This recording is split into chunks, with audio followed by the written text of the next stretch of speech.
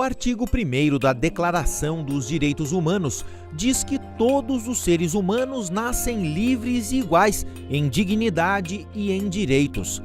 Dotados de razão e de consciência, devem agir uns para com os outros em espírito de fraternidade. Os direitos humanos podem ser compreendidos como aqueles direitos inerentes ao ser humano. O conceito de direitos humanos reconhece que cada ser humano pode desfrutar de seus direitos sem distinção de raça, cor, sexo, língua, religião, opinião política ou de outro tipo, origem social ou nacional ou condição de nascimento ou riqueza. Eles são garantidos pela Lei de Direitos Humanos, protegendo indivíduos e grupos contra ações que interferem nas liberdades fundamentais e na dignidade humana. Direitos humanos são um conjunto mínimo, diga-se de passagem, de direitos, que são naturais do ser humano. Nós podemos dizer que nasceram com o ser humano. Quando o ser humano botou o pé na Terra, alguns direitos vieram com eles. E é isso que nós chamamos de direitos humanos, direitos fundamentais, direitos naturais. São os mais importantes. A ONU elenca hoje 30 direitos na Carta das Nações Unidas. São os direitos fundamentais que devem ser assegurados a toda pessoa só por ser humana, na sua condição de ter nascido humano, esse mínimo existencial no sentido de que ela tenha recursos para o seu desenvolvimento. Embora seja evidente que todo cidadão deve ser tratado de igual maneira e com os mesmos direitos e responsabilidades, o assunto segue sendo polemizado e dá margem para debates mais ácidos. Alguma coisa eu vou falar aqui, eu não quero generalizar, ok? Mas eu gostaria de ser governador de um estado e ter a polícia militar que mais ia matar naquele estado. Esse pessoal só entende uma linguagem, a da violência, da porrada. Eu gostaria que a legislação penal fosse de cada estado, como é nos Estados Unidos. Assaltar no Rio de Janeiro, por exemplo, 20 anos de cadeia. Assaltar em São Paulo, 10 anos. Está na cara que o pessoal vai assaltar em São Paulo. Temos uma porcaria de uma Constituição ao se referir a direitos humanos. Não há pena de morte aqui. O cara não teme nada. Não há prisão perpétua. O canalha nem precisa trabalhar. Fica sugando o Estado no tempo que está detido. Enquanto tiverem essa ideia de mataram 60 mil, eu queria que matasse 200 mil vagabundos. Eu estou preocupado quando os inocentes morrem nesses momentos, e não com os marginais. Hoje em dia, quando se toca nesse assunto de direitos humanos, muitas pessoas olham como se isso fosse um pensamento meio da esquerda, né? E às vezes se marginaliza a questão, colocando em evidência pessoas que praticaram algum tipo de crime, que necessitam ter, né, os seus direitos garantidos. Como é que isso acontece? O problema não podemos levar para o campo ideológico, o que se leva, como tu falaste. Mas os direitos humanos, eles, como eu li uma entrevista, um artigo de uma desembargadora, eles cheiram a sangue, suor e a carne podre. Que os direitos humanos, como diz Norberto Bobbio, que é um grande doutrinador constitucionalista, e nós não ganhamos, nós conquistamos, e foram conquistados a ferro, a fogo, suor e muita morte de muitas pessoas.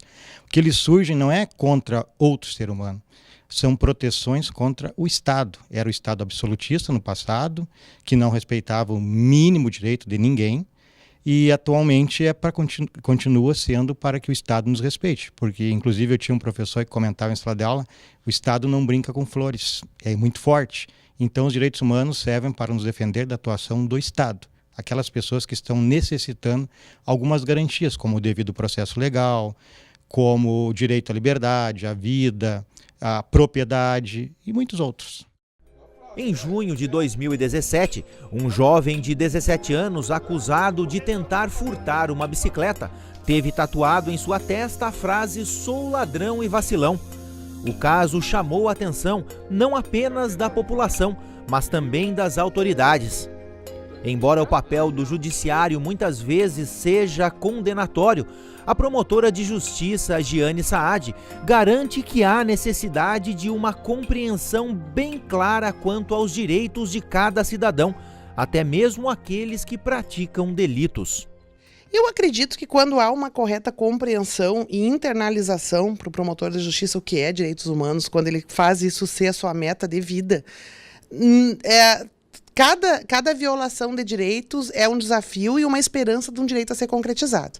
Quer dizer, claro que são enormes desafios, as desigualdades exigem, eu sei que tu está te referindo eventualmente a choque de direitos, aparentemente, sim. É difícil, mas nós, olhando bem a fundo, é sempre possível, sim, se tutelar a sociedade compatibilizando com os direitos humanos. Para o operador do direito que tem uma visão sistêmica, é possível, sim, se compatibilizar sempre a defesa dos direitos humanos na atuação do promotor de justiça. O processo de globalização econômica colocou em xeque os direitos humanos tal como idealizado pela Declaração de 48. Primeiro, pelo agravamento das desigualdades sociais e econômicas, mitigando o caráter indivisível dos direitos humanos, com o esvaziamento dos direitos sociais básicos e, como consequência da vulnerabilidade econômica social, a vulnerabilidade dos direitos civis e políticos. Segundo, pelo enfraquecimento do Estado, a quem se dirigem os obrigativos dos direitos humanos. De que forma a quebra dos direitos humanos ela pode influenciar na economia de um país, por exemplo? Os direitos humanos eles são objeto de muitos tratados. O Brasil é signatário de inúmeras convenções, tratados, né, que viram leis. O Brasil e todos os mais de 200 países que são signatários da Carta da ONU. Uma condição para ser membro da ONU é assinar o tratado, a Carta da ONU, os direitos do homem e do cidadão, né, que é um tratado. Então, nesse campo, se um país não respeitar os direitos humanos, ele pode sofrer embargos econômicos, vai ser prejudicado na sua relação econômica internacional. Isso não há dúvida, é uma coisa bem possível de acontecer. De que vale o direito à vida sem o provimento de condições mínimas de uma existência digna? De que vale o direito à liberdade de expressão sem o acesso à instrução e educação básica? De que vale o direito ao trabalho sem um salário justo, capaz de atender às necessidades humanas básicas?